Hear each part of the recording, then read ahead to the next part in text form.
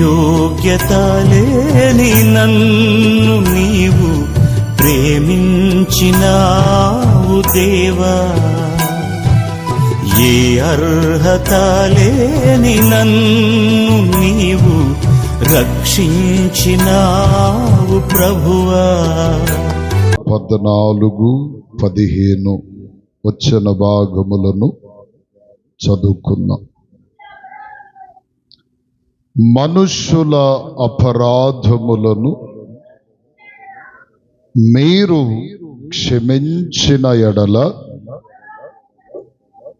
మీ పరలోకపు తండ్రియు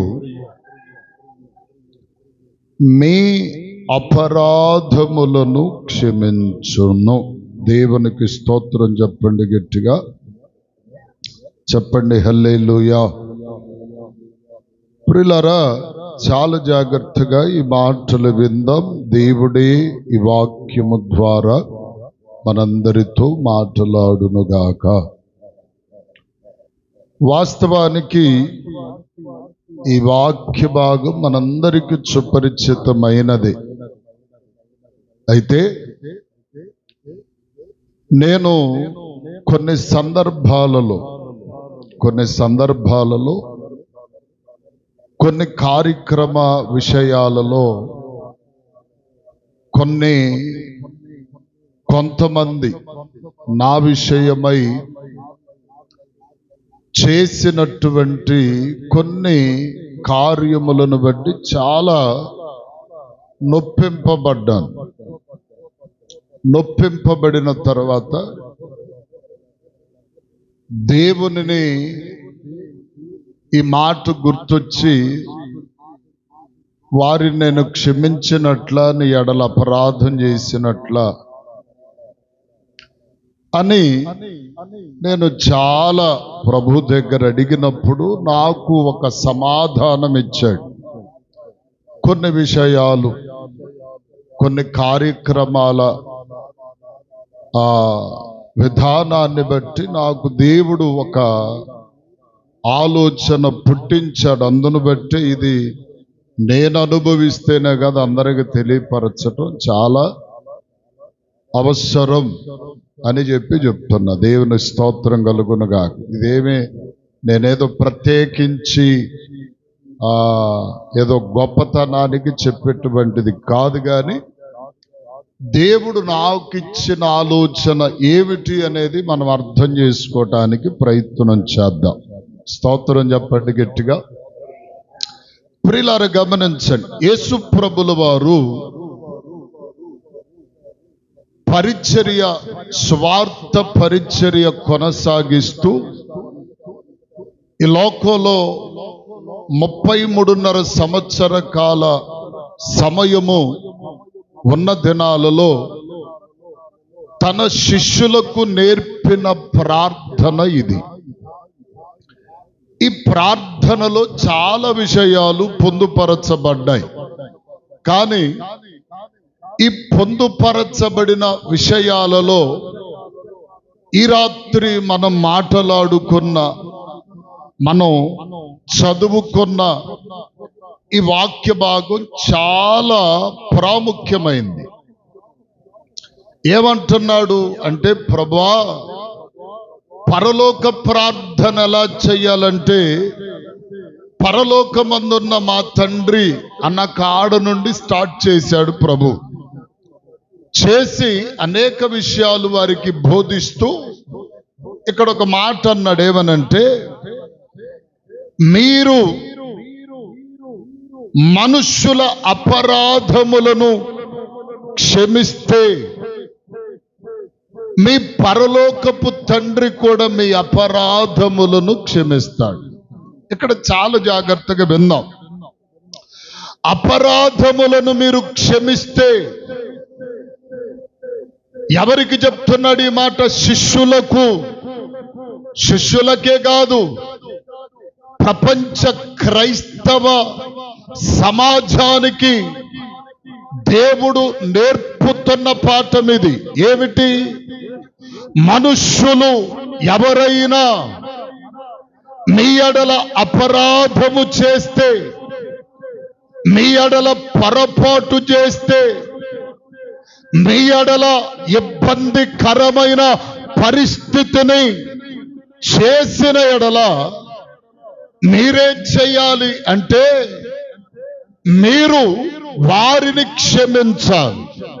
హల్లెలూయా చెప్పండి, హల్లెలూయా. మీరేం చేయాలి? క్షమాగుణము కలిగిన వారై, క్షమాగుణమును ఇదిగో తెలుసుకున్న వారై మీరు వారు చేసిన అపరాధములను మీరు క్షమించాలి. ఒకవేళ క్షమిస్తే మీ పరలోకపు తండ్రి మీరు చేసిన అపరాధములను క్షమిస్తాడు.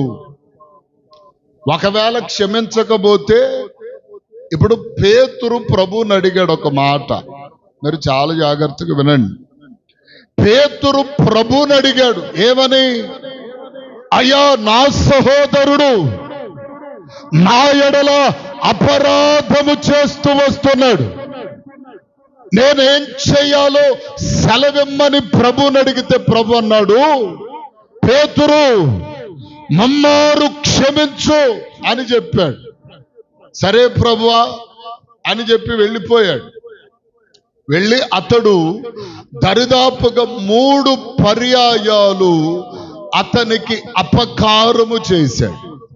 చేస్తే 3 పర్యాయాలు క్షమించి మరలా ప్రభు దగ్గరకు వచ్చాడు. అయ్యా, నా సహోదరుడు 3 సార్లు పొరపాటు చేశాడు, మమ్మారు నేను క్షమించాను, ఇక మీదట ఏమి చేయమందువు అని చెప్పి ప్రభుని అడిగితే ప్రభు అన్నాడు, 77 మారులు క్షమిస్తూనే ఉండమన్నాడు. హల్లెలూయా. ఇక్కడ ప్రియులారా గమనించండి, క్షమాపణ అంటే ఏమిటి? క్షమించడం అనగా అర్థమేమిటి? ఒకడు మన ఎడల పాపము చేస్తే, ఒకడు మన ఎడల అపరాధము చేస్తే, ఒకడు మన ఎడల చేయకూడని కార్యమును చేస్తే క్షమించడం అంటే అర్థమేమిటి అని వాక్యం చెప్తుంది అంటే, క్షమాపణ అనగా ఒకడు లేకపోతే ఒక వ్యక్తి మనలను ఇబ్బంది పెట్టాడు, బాధ పెట్టాడు, ఇదిగో ప్రియులారా కఠినమైన పరిస్థితిలో ఏమండి వ్యవహరించాడు. మరి అతను మనం క్షమించడం అంటే ఏంటి అర్థం? క్షమించడం అంటే అర్థం ఏంటి? క్షమాపణ అంటే అర్థం ఏంటంటే, వాడు చేసిన పొరపాటు వాని విషయమై మనము చేయకపోవటమే క్షమించడం. దేవునికి స్తోత్రం చెప్పండి గట్టిగా. అంటే మీకు అర్థం కావడానికి చెప్తాను. ఒకడు ప్రియులారా పొరపడి ఒక చెంపదెబ్బ కొట్టాడు. చెంపదెబ్బ కొడితే ఆ కొట్టినటువంటి దెబ్బను ఏదొక విధముగా వాడిని కొట్టాలి. ఏమండి అనుకోవటం క్షమించడం కాదు. క్షమించడం అంటే కొడితే కొట్టేళ్ళ పోనే, మనం తిరిగి కొట్టకపోవటమే క్షమాపణ. హల్లెలూయా. మీకు అర్థమైందా? ఇప్పుడు ఇదిగో ప్రియులారా దుర్భాషలే ఆడాడు, లేకపోతే ఇంకా ఇదిగో ప్రియులారా లోకములో చాలా రకములైన పొరపాటులు ఉన్నాయి.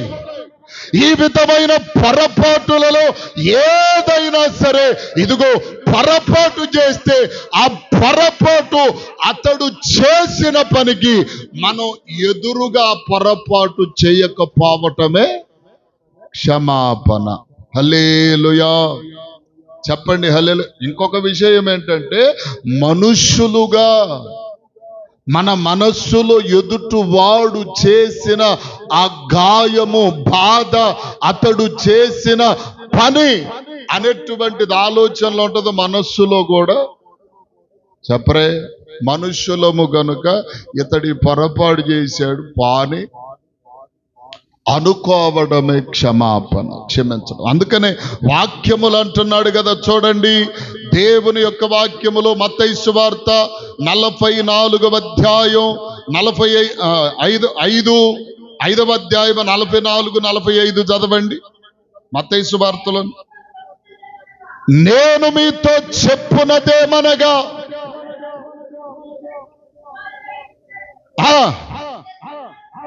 మీ శత్రువులను ప్రేమించుడి, మిమ్మును హింసించు వారిని, బాధ పెట్టు వారిని కూడా చేయండి. ఆయన చెడ్డవారి మీదను మంచి వారి మీదను తన సూర్యుని ఉదయింపచేసి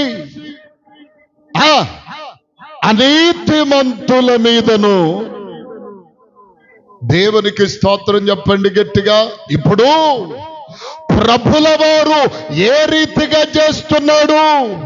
మంచి వారి మీదను చెడ్డవారి మీదను తన వర్షమును, తన సూర్యుని ఏ రీతిగా అయితే ఉదయింప చేస్తున్నాడో, అలాగే మనం మంచి వారిని ఎలాగైతే ప్రేమిస్తామో, క్షమిస్తామో, అలాగే శత్రువునైనా చెడ్డవారినైనా మంచివారినైనా మనం అలాగే ప్రేమించాలి, క్షమించాలి. ఇంకొక మాట నేను చెప్పి మీకు ముందుకు వెళ్తాను.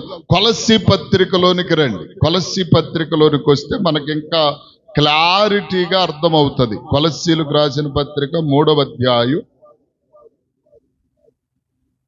13వ వచనము చదవండి. ఎవడైనను ఒకడను కొనిన ఎడల ఒకనిని ఒకడు సహించుచు, ఒకనిని ఒకడు క్షమించుడి. ఇక్కడ క్లారిటీగా చెప్తున్నాడు. ఏమని? ఇదిగో ప్రియులారా, ఏమండి, ఎవడైనను సరే మీకు హాని చేసిన ఎడల, మిమ్ములను బాధపరచిన ఎడల, మిమ్మను గాయపరచిన ఎడల మీరేం చేయాలి? ఒకనిని ఒకడు క్షమించండి. మీరు క్షమిస్తే ప్రభువు కూడా ఏం చేస్తాడంట? ఏమండి? ప్రభువు మిమ్మును క్షమించినలాగున మీరును అలాగు చేయండి. ప్రభు ఎలాగైతే మిమ్మల్ని క్షమించాడో మీరు కూడా అలాగే చేయండి. అలా ఏమండి? ఇప్పుడు మనం ఏం చేస్తామంటే మనస్సులో ఆ గాయము, ఆ బాధ అనేది ఉంటుంది. కానీ ఏదో ఒక రీతికి ఎప్పుడొకప్పుడు నాకు దొరకకపోవా, నీ వ్యవహారం నేను చూడకపోనా అనుకోవటం ఏంటంటే క్షమించడము కాదని. అర్థమైందా? చాలా మంది ఏం చేస్తారంటే పగ తీర్చుకొనడానికే ప్రయత్నం చేస్తారు. పగ తీర్చుకోవటానికి ఒక ఇబ్బంది కలిగిన ఒక బాధ గాయపరిచిన ఏదో ఒక విధంగా ఈ రోజు కాకపోయినా 33వ రోజైనా నువ్వు నా చేతికి దొరుకుతావు, నేను నీ అంతు. కొంతమంది ఏం చేస్తారో తెలుసు, ఒక లేదన్న మాట ఇచ్చేసారని ఆ మాటను మనసులోనే ఉంచుకొని అప్పటికైనా అది ఏదో ఒక రకంగా ఏదో ఒక రూపాన ఏమండి కడిగేసాను, నిలువెల్ల కడిగేసాను అనుకుంటారు కొంతమంది. ఇది క్షమాపణ కాదు. ఒకడు చేసిన పొరపాటు, అదే పొరపాటు నువ్వు కూడా చేస్తే నీలో క్షమాగుణం అనేటువంటిది ఎక్కడ ఉంది? ఇదిగో ప్రియులారా, నీవు క్షమిస్తే దేవుడు చెప్తున్న మాట ఏమిటంటే, ఇదిగో నీ ఎడల ఒకడు అపరాధము చేస్తే వానిని క్షమిస్తే, వానిని క్షమించిన తర్వాత వాని మీద పగ తీర్చుకొనడం నా పని. అది నాకు వదిలేస్తే నేను వాని మీద పగ తీర్చుకుంటా. కానీ మనమేం చేస్తాం? దేవుని ఉగ్రతకు చోటివ్వకుండా మనమే ఇప్పుడు మనుషులు ఈ రీతిగా చంపుకుంటున్నారంటే కారణం ఏంటి? ఓర్చుకోలేకపోవడం, క్షమించుకోలేకపోవడం. అందుకనే రోమపత్రికలు దాని గురించి క్లారిటీగా చెప్తాడు. చూడండి, రోమపత్రిక 12వ అధ్యాయం 19 నుండి 21 వరకు చదవండి. 12వ అధ్యాయం. ప్రియులారా, మీకు మీరే పగ తీర్చుకొనక దేవుని ఉగ్రతకు చోటుయుడి. పగ తీర్చుట నా పని, నేను ప్రతిఫలమిత్తును అని ప్రభువు చెప్పుచున్నాడని వ్రాయబడి ఉన్నది కదా. కాబట్టి నీ శత్రువు ఆకలి కొని ఉంటే అతనికి భోజనము పెట్టుము, దప్పిక కొని ఉంటే దాహమును. అలాగు చేయుట వలన అతని తల మీద నిప్పుల కుంపటిగా గొప్పగా పోయుదువు. కీడు వలన జయింపక మేలు వలన కీడును జయించు. ఇప్పుడు దేవుడు అంటున్నాడు, నీవు క్షమిస్తే ఏమండి, దేవుని ఉగ్రతకు నీవు చోటిచ్చినట్లు దేవుడే తీర్పు తీరుస్తాడు కదా. అంతేనా కాదా? కానీ మనమేం చేస్తామో తెలుసా? కోపం ఆపుకోలేం, ఓర్పుగా ఉండలేం. అర్థం కాల. ఇప్పుడు నా దగ్గర బలం ఉంది, సత్తా ఉందనుకో, ఎదుటివాడు తక్కువోడు ఏదో చేశాడు అనుకో, నేనేం చేస్తాను?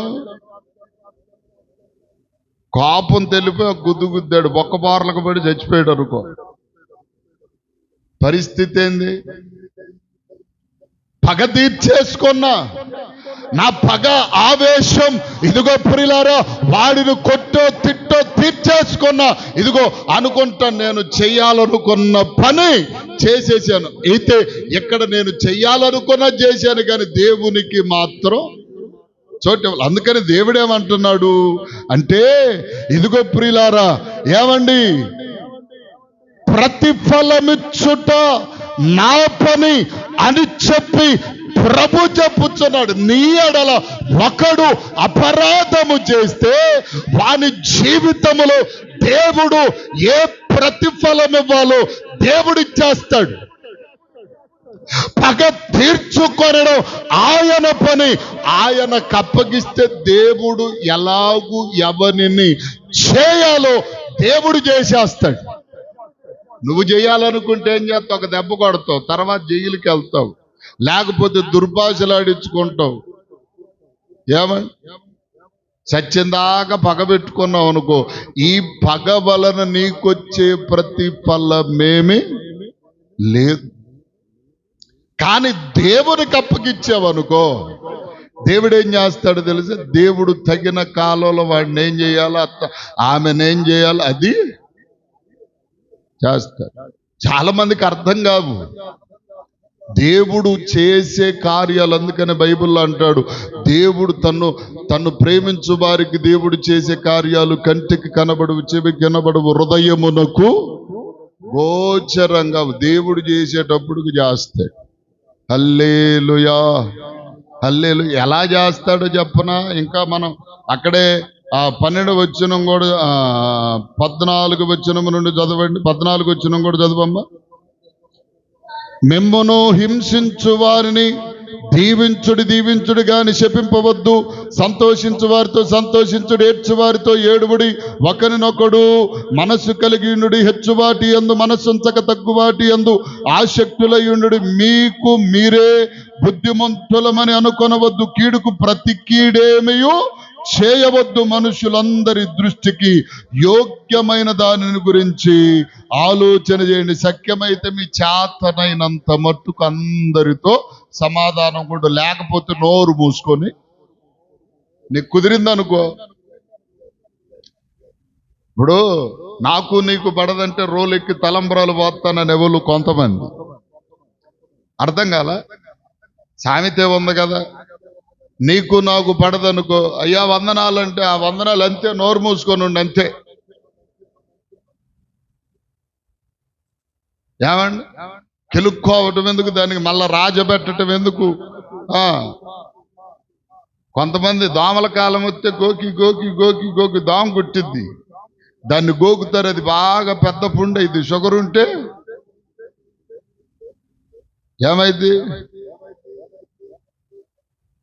అంటే, నేను ఏది తప్పుగా కాదు, దోమ కుట్టిందనుకో, కొన్ని దోమలు కుడితే బాగా దురద, ఆ దురదాపుకలకి ఏం చేస్తాం, బాగా కర్ర కర్ర కర్ర గోర్లు ఉండేలేని అడవిలో దెయ్యం పెంచినట్టు పెంచి ఆ గోరులతో గీక్కుంటాం. గీక్కంగా ఏదైనా షుగర్ ఉందనుకో, కొంచెం ఆ పుండు నీరు పట్టిద్ది, చెమ్మ తగిలిద్ది, అది కొంచెం కొంచెం కొంచెం పెద్దదైపోద్ది. ఈ షుగర్ వల్ల కాలు ఏలో తీసేసే పరిస్థితి కూడా వస్తుంది. అంత ప్రమాదం. ఏమండి, అందుకనే గోటితో పోయేదానిని కొంతమంది గొడ్డల దాకా తెచ్చుకుంటారు చూడండి. అందుకనే ఇదిగో ప్రియులారా, కీడుకు ప్రతి కీడేమియు చేయవద్దు, సఖ్యమైతే సమస్తమైన మనుషులతో సమాధానంగా ఉండండి. కీడుకు ప్రతి కీడు చేయటమే ఏమండి, క్షమించడం అనకూడదు. దాన్ని క్షమించాం అన్న మాట, నేను క్షమించేసాను అనకూడదు. దాన్ని కీడుకు ప్రతి కీడు చేస్తే నా కడుపు మంట చల్లారింది అనుకుంటావు నువ్వు, కానీ దాని వలన నీ జీవితములో క్షమాపణ అనే అనుభవము లేనటువంటి స్థితిలో ఉంటావు. అందుకని వాక్యంలో మనం చూడగలిగితే ఒక ముగ్గురు వ్యక్తులు కనపడతారు. ఒకటి దావీదు, రెండవది స్టెఫెన్, మూడవది ఏసేపు. ఎవరో యాకోబు కుమారుడైనటువంటి ఏసేపు. వీళ్ళు ముగ్గురు మనం చూస్తే, దావీదుని నేను ఎక్కువగా లాగ్ తీసుకోకుండా కట్టె కొట్టే తెచ్చి అన్నట్టుగా చెప్తాను. దావీదు ఒకానొక రోజు తన అన్నలకు భోజన పదార్థములను తీసుకుని వెళ్ళలేక అప్పటికే గొల్యాతు రంకెలేస్తా ఉన్నాడు. గొల్యాతును ఒక్క దెబ్బ కొట్టాడు, ఒక్క బార్లకు పడ్డాడు, చచ్చిపోయాడు. ఇప్పుడు గొల్యాతును కొట్టినటువంటి దావీదుకేమో అనేకులు వేల కొలది, 10,000 కొలది జేజేలు కొట్టారు. సౌలుకేం వేల కొలది అయితే దావీదుకేమో 10,000 కొలది జేజేలు కొట్టారు. అక్కడి నుంచి పగబట్టాడు సౌలు పగబట్టాడు. ఎక్కడ దొరుకుతాడు దావీదు, చంపేద్దాం, ఎక్కడ దొరుకుతాడు చంపేద్దాం అన్నట్లుగా తిరుగుతున్నాడు సౌలు. దావీదేమో దొరకకుండా తిరుగుతున్నాడు. ఇప్పుడు దావీదు కూడా ఏం చెయ్యాలా, నువ్వు నన్ను చంపాలనుకుంటున్నావు కాబట్టి నువ్వు కూడా నాకు ఎప్పుడో దొరుకుతావు, నిన్నేదో ఒకటి చేయకపోతే నేను దావీదునే కాదు, గొలియాతును చంపినటువంటి వాడను, నేను నిన్ను చంపలేనా? అడవిలో సింహము నోటి నుండి గొర్రె పిల్లను విడిపించుకొచ్చిన నేను నిన్ను చంపలేనా? ఎలుకబంటి నోటి నుండి ఇదిగో ఆ గొర్రె పిల్లను కాపాడిన నిన్ను చంపలేనా అని అనుకోవచ్చు దావీదు. కానీ దావీదు చేతికి ఒక రోజు చిక్కాడు సౌలు.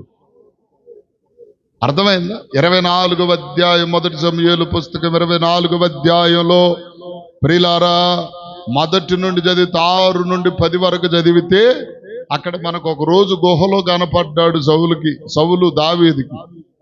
సౌలు వస్త్రపు చెంగు కోసుకొచ్చేసిన తర్వాత సౌలుతో చెప్తున్నాడు, రాజా నీ వస్త్రపు చెంగే పట్టుకొచ్చాను, నీ పేక కొయ్యటం పెద్ద లెక్క కాదు అని చెప్పన్నాడు దావీదు. ఇంకొక మాట ఏమిటో తెలుసా, నీవు అభిషిక్తుడు, దేవుని చేత అభిషేకించబడిన వాడువు కనుక నీ మీద నేను ఏ విధమైన ఆ ప్రయత్నాలు చేయకూడదని అభిషేకించబడిన వాడివని వదిలిపెట్టేశాను అన్నాడు. దేవునికి స్తోత్రం చెప్పండి, గట్టిగా చెప్పండి హల్లెలూయా.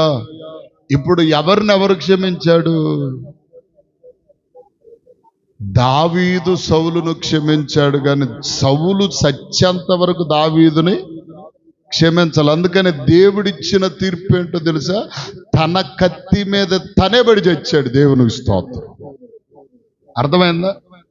పగ తీర్చుకొనడం ఎవరి వంతు? దేవుని వంతు. తగిన కాలములో దేవుడు ఇదిగో ప్రియులారా క్షమాగుణము లేక కఠినమైన మనస్తత్వముతో ఉన్నటువంటి వారి జీవితములో దేవుడు ఏం చెయ్యాలో అది చేసేస్తాడు. దేవునికి స్తోత్రం చెప్పండి గట్టిగా. నువ్వు క్షమించావా? నీకు రావలసిన తీర్పు, నీకు ఇవ్వవలసిన ఇదిగో ప్రియులారా ఏమండి జీతమును దేవుడిస్తాడు. క్షమాగుణం లేకుండా ఉన్నావా? నీ బ్రతుకు కుక్కలు జింపిన ఎస్తర్లాగానే ఉంటుంది. దేవునికి స్తోత్రం చెప్పండి గట్టిగా. క్షమాగుణము కలిగిన వారిని ఇంకొక మాట చెప్తున్నాను నేను. క్షమించే మనస్తత్వం, క్షమించే ఆలోచన, ప్రతి విషయమును క్షమాగుణముతో ఆలోచించే నిర్ణయం తీసుకునే వ్యక్తులను ఎప్పటికైనా దేవుడు ఒక స్థాయిలో ఉంచుతాడు. దేవునికి స్తోత్రం చెప్పండి గట్టిగా. అర్థం కావట్లా? క్షమించలేని స్థితిలో ఉన్నావా? నువ్వు రాజువైన క్రింద స్థితికి పడదోయబడతావు. నువ్వు క్షమించే వ్యక్తివైతే కింద స్థాయిలో ఉన్నటువంటి వ్యక్తినైనా రాజుగా దేవుడు నిర్ణయించి తీసుకెళ్తాడు. దేవునికి మహిమ కలుగును గాక. చెప్పండి హల్లెలూయా. క్షమాగుణం చాలా మందిలో ఉన్నది. ఈనాడు కరువైపోయింది. అర్థం కావట్లా? నిన్న ఆదివారం కూడా చెప్పా. ఏమండి, భర్తలను చంపేసే భార్యలు, భార్యలను చంపేసే భర్తలు, ప్రేమించిన ఆడపిల్లల్ని మగ పురుషుల్ని చంపేసేవాళ్ళు రకరకాలుగా రోజు పగలు బట్టిపోయి ఎందుకు చేస్తున్నారో కూడా అర్థం లేనటువంటి రీతిలో ఉంటున్నారు. ఏమండి, గమనించండి బిడ్డలారా. ఇదిగో మన జీవితంలో క్షమాపణ అనేది చాలా అవసరం, ఇంపార్టెంట్. అది ఇంపార్టెంట్ అయిన సబ్జెక్ట్. అది దావీదు సౌలును క్షమించాడు. సౌలు మాత్రం దావీదు ఎన్నటికీ క్షమించలేదు. అందుకని కుక్క సాగు తెచ్చాడు. హల్లెలూయా. అందుకని మనలో ఏముండగాలి? దావీదు సౌలును క్షమించినట్లుగా మనము మన శత్రువులను, మన సహోదరులను, మన ఎడల అపరాధము చేసిన వారిని మనం ఏం చేయాలి? క్షమించాలి. హల్లెలూయా. రెండవదిగా ఇంకొక మాట చెప్తాను. ఆదికాండం 50వ అధ్యాయంలో ఏమండి మనకు యేసేపు కనపడతాడు. యేసేపు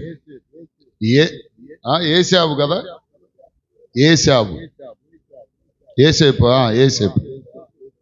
ఏమండి అధ్యాయం 39-40 నుండి అక్కడి నుంచి ఉంటది. 50వ అధ్యాయంలో ఈ మాటను గురించి రాయబడి ఉంటది. 50, 19, 21 వరకు ఉంటది. ఇప్పుడు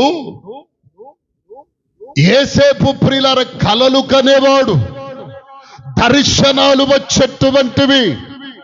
తన తండ్రికి చెప్తుండేవాడు, తండ్రి నాకిలా దర్శనం వచ్చింది, కల వచ్చింది. ఇదిగో నా అన్నలందరూ కూడా నా క్రింద బానిసలుగా పనిచేస్తూ ఉన్నారు అని చెప్పంటే అన్నలకు కోపం వచ్చింది. కల చెబితే కోప్పడాలా? కల చెప్పినందుకే కోప్పడాలా? మరే ఈడి దగ్గర మనమంట జీతగాళ్ళమంటరా? ఈయనేదో ఏదో ఒకటి చెయ్యాలనుకున్నారు, చంపాలనుకున్నారు. ఈ చంపటాలు పంపటాలు ఎందుకులేనని చెప్పి పోతిఫర్కి అమ్మేసేశారు వీళ్ళు. పోతిఫర్ దగ్గర నమ్మకంగా దేవుని ఎడల యథార్థంగా పనిచేస్తూ ఇదిగో ప్రియులారా ఐగుప్తి ధనకారాగార మంత్రిగా మార్చబడ్డాడు. ఇతడు రాజస్థితిలోనికి వెళ్ళిపోయాడు. ఏది కావాలన్నా ఇప్పుడు యేసేపుదే పై చేయి. రోకలమ్మాలన్నా, ఏమండి ప్రజలకు ఆహారము పెట్టాలన్నా సరే ఎవరి దగ్గర ఉంది? యేసేపు దగ్గరే వచ్చేసింది. ఏమండి ఆ దేశమందు కరువు సంభవించింది. అన్నలు వచ్చారు. అన్నలను ఇతడు గుర్తుపడ్డాడు. ఇతడు ఎంత పగ తీర్చుకోవచ్చు? రే నన్ను ఒకానొక సమయంలో తండ్రికి దూరం చేశారు, కుటుంబానికి దూరం చేశారు, ప్రేమకు దూరం చేశారు, బానిసగా నన్ను బ్రతకటానికి పంపించారా అని చెప్పి మీ ఎవరు నా చేతికి చిక్కారా అని ఎంత పగ తీర్చుకోవచ్చు? ఏమండి ఆ మాట చదువుతారు, ఆదికాండం 50వ అధ్యాయం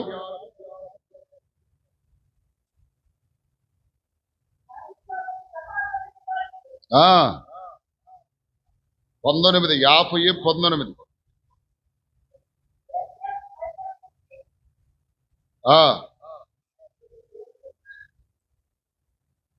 చదవమ్మా 19. ఏసేపు భయపడకుడి, నేను దేవుని స్థానమందున్నానా,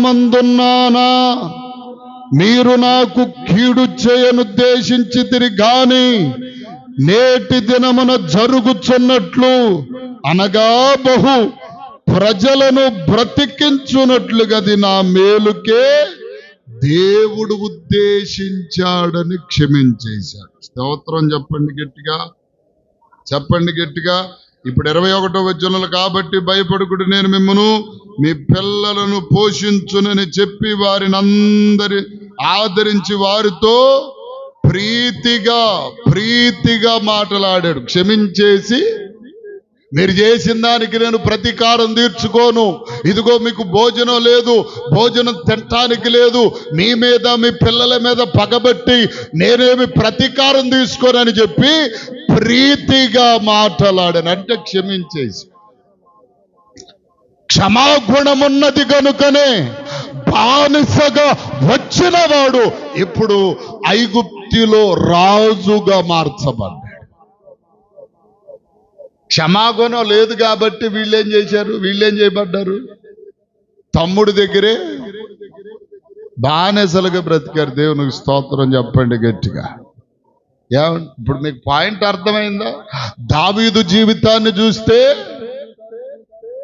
దావీదు క్షమించాడు కాబట్టి దేవుడు ఏం చేశాడు? రాజుగానే నిర్ణయించేశాడు.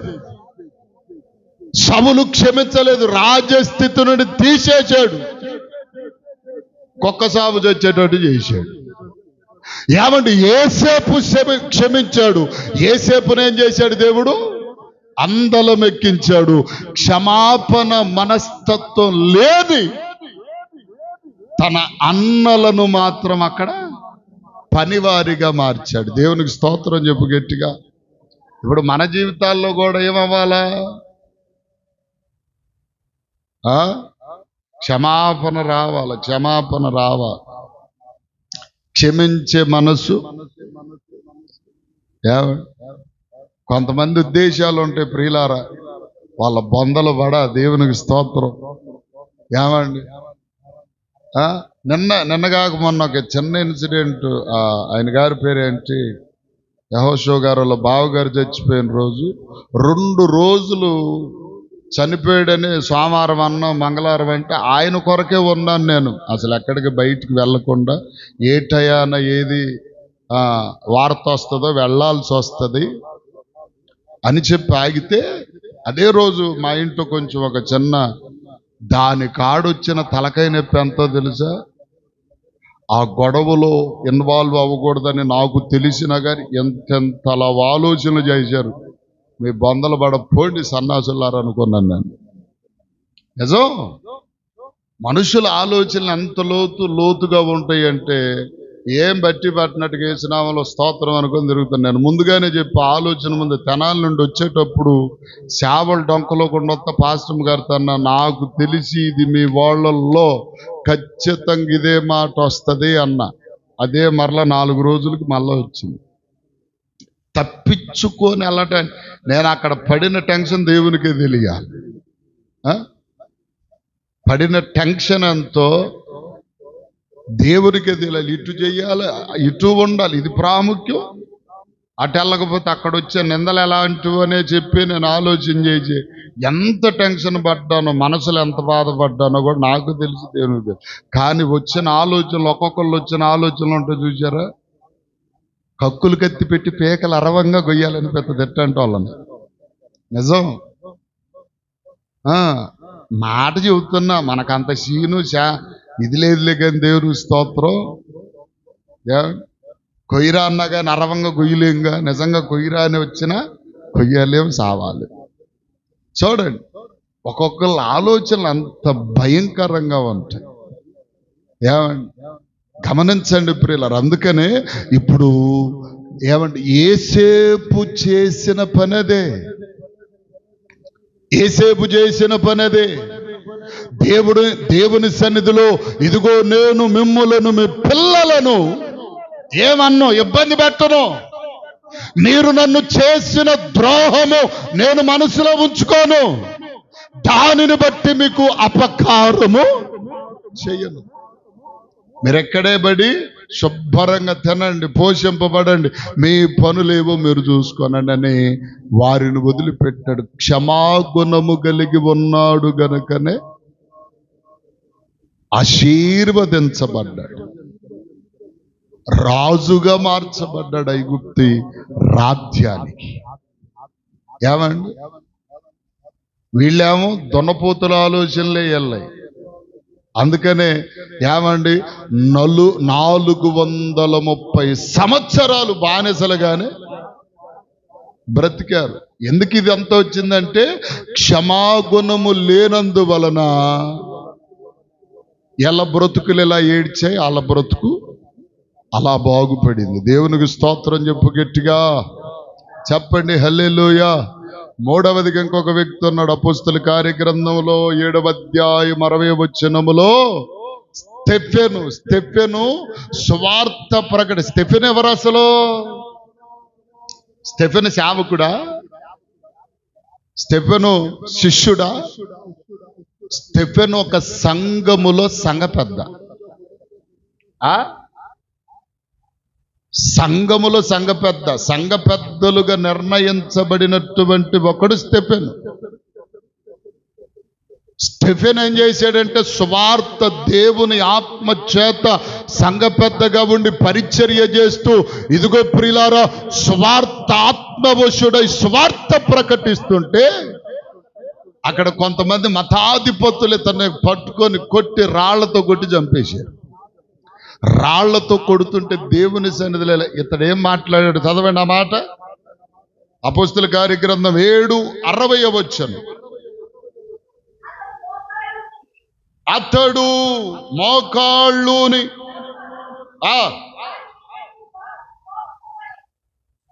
వారి మీద ఈ పాపము మోపకమని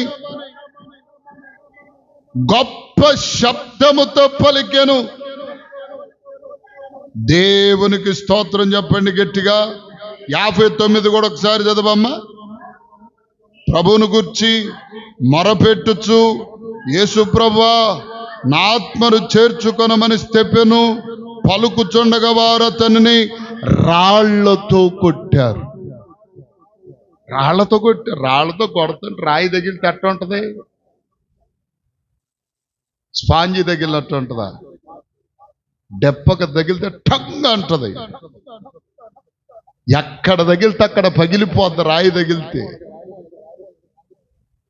వాళ్ళంత భయంకరంగా కొడతా ఉంటే స్టెఫెన్ ఏమంటున్నాడు? ప్రభువా, ఏమండి ప్రభువా మోకాళ్ళుని, అతడు మోకాళ్ళుని, ప్రభువా వారి మీద ఈ పాపమును మాపవద్దని వారిని క్షమించి, ఏమండి ప్రభువా వారి మీద ఈ పాపమును మాపము గొప్ప శబ్దముతో పలికెను. ఈ మాట పలికి నిద్రించెను. సౌలు అతనిని చావునకు సమ్మతించెను. దేవునికి స్తోత్రం చెప్పండి గట్టిగా. ఏమండి ఈ పాపాన్ని నన్ను కొట్టారు, నన్ను చంపుతున్నారు కదా, ఈ పాపమును వారి మీద మాపొద్దని వారిని క్షమించేశాడు. అప్పుడే ఇప్పుడు స్టెఫెన్ ఎక్కడ ఉన్నాడంటే ప్రభు సన్నిధిలో ఉన్నాడు. ఉండగలిగిన స్థితి అతనికి దేవుడు అనుగ్రహించాడు. కారణం ఏంటంటే క్షమాగుణము కలిగిన. కొంతమంది ఏదో ఒక లోక సామెత ఉంది కదా, చింత చచ్చినా పులుపు జావదంట. కొంతమందిలో ఓపిక లేకపోయినా, బలం లేకపోయినా, వృద్ధులైపోయినా, ఏమండి